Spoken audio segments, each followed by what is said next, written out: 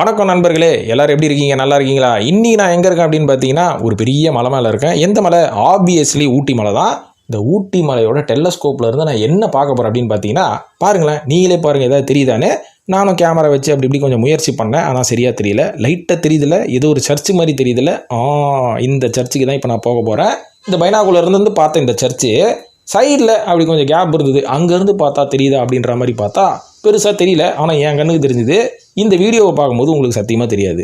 எதனாலன்னு பார்த்தீங்கன்னா, அது ஊட்டியோட வேலியில் இருக்கான். அதாவது பள்ளத்தாக்கில் இருக்கக்கூடிய ஒரு கிராமத்தில் இருக்கக்கூடிய, அதுவும் இந்த படுகாஸ் அப்படின்னு சொல்லக்கூடிய அந்த ட்ரைபல் குரூப் இருக்காங்க பார்த்தீங்களா, அவங்க இருக்கக்கூடிய இடத்துல இருக்கக்கூடிய சென்ட் மைக்கேல் சர்ச் அப்படின்ற மாதிரி சொன்னாங்க. சர்ச் இல்லை, சர்ச் அப்படின்ற மாதிரி சொன்னாங்க. சரி, இதோட ஸ்பெஷாலிட்டி என்ன? இந்த சர்ச்சுக்கு நான் போயே ஆகணுமா அப்படின்ற மாதிரி கேட்டிங்கன்னா, போகிறதுக்கு ஒரு இன்ட்ரெஸ்ட் கலப்புற அளவுக்கு நம்ம பக்கத்தில் இருந்த ஒரு நபர் ஒரு இன்ட்ரெஸ்டிங்கான விஷயம் சொன்னார். அது என்ன மேட்டர் அப்படின்னு பார்த்தீங்கன்னா, இந்த சர்ச்சில் ஏகப்பட்ட ஷூட்டிங் எடுத்துருக்கிறாங்க. தமிழ் படம், ஹிந்தி படம் அப்படின்ற மாதிரி அடிக்கிட்டே போகலாம். அதில் ஒரு படம் என்ன சொன்னாங்கன்னா, மின்சார கனவுன்னு ஒரு படம் பார்த்துருப்பீங்கல்ல, இந்த படத்தோட ஷூட்டிங் கூட இந்த சர்ச்சில் எடுத்துருக்காங்க அப்படின்னு சொன்ன உடனே எனக்குள்ள ஒரு ஆர்வம், அடடா அப்போ பார்த்தே ஆகணுமே, எப்படி போகிறது, நம்ம ஒரு டூரிஸ்ட் ஆச்சு அப்படின்ற மாதிரி கேட்டிங்கன்னா, ஜென்ரலாக போகிற டூரிஸ்ட் வேனோ டூரிஸ்ட் காரோ பெருசாக அந்த இடத்துக்கு போகிறதுக்கு வாய்ப்புகள் கிடையாது அப்படின்ற மாதிரி சொல்லிட்டாங்க. அப்போ எப்படி போகிறது? நான் தான் என் சொந்த வண்டி எடுத்துக்கிட்டு வந்தேன்ல, அதனால் எப்படியாவது அந்த வில்லேஜுகளை ட்ராவல் பண்ணி போவோம் அப்படின்ற மாதிரி ரிஸ்க் எடுத்து என் கார் எடுத்துக்கிட்டு நேராக கிளம்பிட்டேன் நான் அந்த இடத்துக்கு.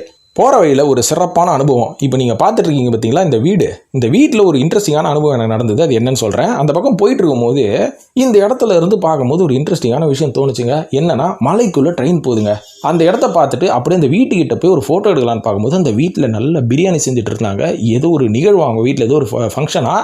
உடனே என்னையும் கையை பிடிச்சி, என் கூட வந்தவங்களையும் கையை பிடிச்சி உட்காந்து பிரியாணி சாப்பிட்டு தான் போகணும்னு சாப்பாடு போட்டு அமிச்சாங்க. இந்த மனசு யாருக்கு வரும்? அந்த ஊரில் இருக்கிற படுகா மக்களுக்கு தான் வரும் அப்படின்ற மாதிரி நான் சொல்லுவேன். பாருங்க, எங்கேயோ வீடியோ போயிட்டு இருக்கு, நான் ஏதோ பேசிட்டு இருக்கேன். இப்போ நீங்கள் பார்த்துட்டு இருக்கிறத நான் அந்த இடத்துக்கு வந்து கொஞ்சம் இறங்கி வந்துட்டேன். கிட்டத்தட்ட ஒரு 8 கிலோமீட்டர் கீழே லவுடேல் அப்படின்ற ஒரு இடத்தெல்லாம் தாண்டி வந்திருக்கிறேன். இந்த இடத்துல சென்ட் மைக்கேல் அப்படின்ற ஒரு ஸ்கூலே இருக்குது. எவ்வளோ பெரிய கிரவுண்ட், எவ்வளோ பெரிய ஸ்கூல் பாருங்கள். நான் போகும்போது பசங்களாம் விளையாடிட்டு இருந்தாங்க. ஆனால் இப்போ நான் வீடியோ எடுக்கும்போது யாருமே இல்லை. ஸோ இந்த ஸ்கூல்லேருந்து ஒரு வாக்கபிள் டிஸ்டன்ஸில் தான் அந்த சர்ச்சே இருக்குது. அது எப்படி இருக்குது அப்படின்றத இன்னும் கொஞ்சம் நேரத்தில் காமிக்கிறேன். ஸோ இதுதான் அதை போக வேண்டிய பாதை. அந்த இடத்துக்கு நீங்கள் போக வேண்டிய பாதை சுற்றி பாருங்களேன், எப்படி இருக்குது பாருங்களேன். கிட்டத்தட்ட இந்த காஷ்மீர் ரேஞ்சுக்கு இல்லைங்க, நான் நேரில் பார்க்கும்போது அவ்வளோ அற்புதமான கிளைமேட்டுங்க. இது வேலி வேறையா, அதனால் வானத்தை வந்து நான் சரியாக பார்க்க முடியல. சுற்றி மேகம் தான், மேலே பார்த்தாலே அப்படியே மேகமூட்டமாக. அதுவும் நான் போன டைமில் வந்து லைட்டிங்கே பாருங்கள் கொஞ்சம் டல்லாக இருக்குது. ஆனால் எத்தனை மணிக்கு போயிருப்பேன்னு நினைக்கிறீங்க? 4 மணிக்கு அங்கே இருந்தாங்க. 4 மணிக்கெலாம் நம்ம ஊரில் வெயில் எப்படி பல்ல காட்டி அடிச்சுட்டு இருக்கோம். ஆனால் அங்கே பாருங்கள் எவ்வளோ கூலிங்காகவும் எவ்வளோ மேகமூட்டமாகவும் அவ்வளோ அழகாக இருக்குது. இந்த டீ எஸ்டேட்லாம் வேலை இருக்குது. நான் அவ்வளோ சீக்கிரம் அந்த சர்ச்சுக்கு போகல, சுற்றி என்ன இருக்குது அப்படின்னு பார்த்துட்டு பொறுமையாக போகலாம் அப்படின்ற மாதிரி தான் இருந்தேன். ஆனால் அங்கே இருக்கிறவங்க என்ன சொன்னாங்க, ஏப்பா இருட்டுறதுக்கு முன்னாடி கிளம்பிடேன் அப்படின்ற மாதிரி சொன்னாங்க. சரி, ஓகே, 2 ஹவர் இருக்குதுல்ல, இதெல்லாம் சுற்றி பார்த்துட்டு போவோம் அப்படின்ற மாதிரி கொஞ்சம் அப்படி இப்படி நான் கொஞ்சம் சுற்றி பார்த்துட்டு இருந்தேன்.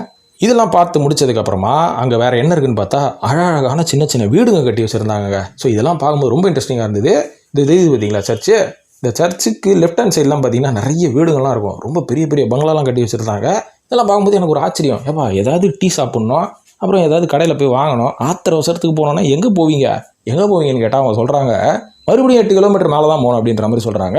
இது ஒரு வித்தியாசமான லைஃப் ஸ்டைல் தான். அங்கே இருக்கிறவங்களுக்கு இது பழகி போயிருக்கும்.